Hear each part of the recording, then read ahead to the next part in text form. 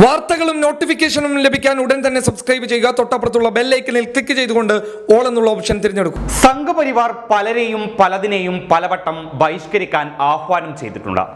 മലയാളി യുവ വ്യവസായിയായ PC മുസ്തഫയുടെ ID ഫ്രഷ് ഫുഡ് ബ്രാൻഡിനെതിരെ സംഘപരിവാർ നടത്തിയ ബഹിഷ്കരണ ക്യാമ്പയിനാണ് അതിൽ ഏറ്റവും ഒടുവിലെത്തിയത്.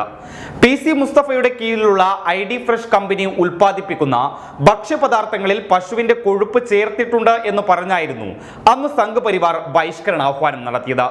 എന്നാൽ കമ്പനിയുടെ ഭക്ഷ്യപദാർത്ഥങ്ങളിൽ പശുവിന്റെ കൊഴുപ്പ് ഉപയോഗിക്കുന്നില്ല എന്ന് കമ്പനി വിശദീകരിച്ചിട്ടും സംഘപരിവാർ ഈ കമ്പനിക്കെതിരെ ബഹിഷ്കരണാഹ്വാനം നടത്തിക്കൊണ്ടിരുന്നു.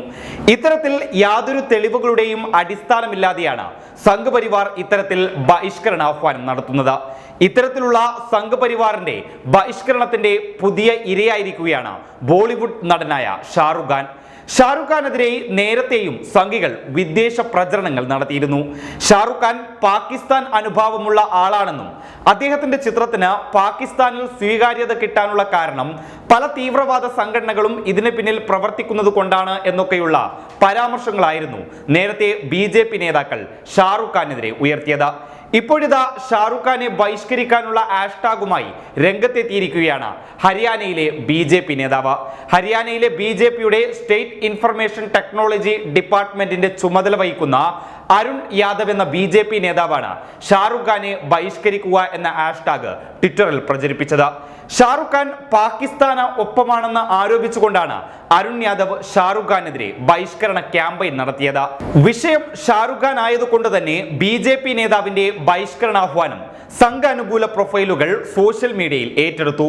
ബോയ്ക്കോട്ട് ഷാറുഖ് ഖാൻ എന്ന ഹാഷ്ടാഗും ഇതോടൊപ്പം ട്വിറ്ററിൽ വ്യാപകമായി സംഘ അനുകൂലകർ പ്രചരിപ്പിക്കുകയും ചെയ്തു.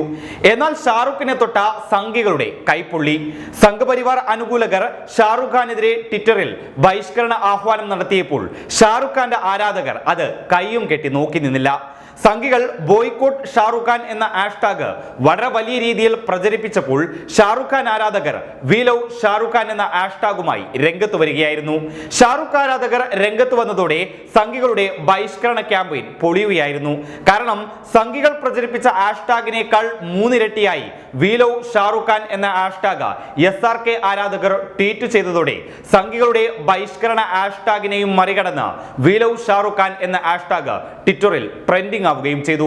ഇത്തരത്തിൽ ഷാറുഖ് ആരാധകർ വിഷയം ഏറ്റെടുക്കുകയും ട്വിറ്ററിൽ സംഘികളുടെ ഹാഷ്ടാഗിനേക്കാൾ 3 ഇരട്ടി വി ലവ് ഷാറുഖ് ഖാൻ എന്ന ഹാഷ്ടാഗ് ട്രെൻഡിംഗ് ആവുകയും ചെയ്തതോടെ ഷാറുഖ് ഖാനെതിരെ ബഹിഷ്കരിക്കാൻ ആദ്യം ആഹ്വാനം ചെയ്ത ഹരിയാനയിലെ BJP നേതാവ് ബഹിഷ്കരിക്കാനുള്ള ഹാഷ്ടാഗിൽ താൻ പോസ്റ്റ് ചെയ്ത ട്വീറ്റുകളൊക്കെ ഡിലീറ്റ് ചെയ്യുകയും ചെയ്തു.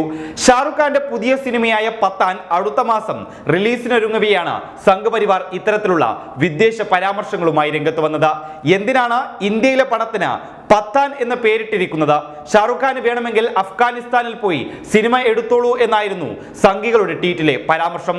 30,000-ലേറെ ട്വീറ്റുകളാണ് ഇങ്ങനെ ബഹിഷ്കരണത്തെ അനുകൂലിച്ച് ട്വിറ്ററിൽ പ്രത്യക്ഷപ്പെട്ടത്.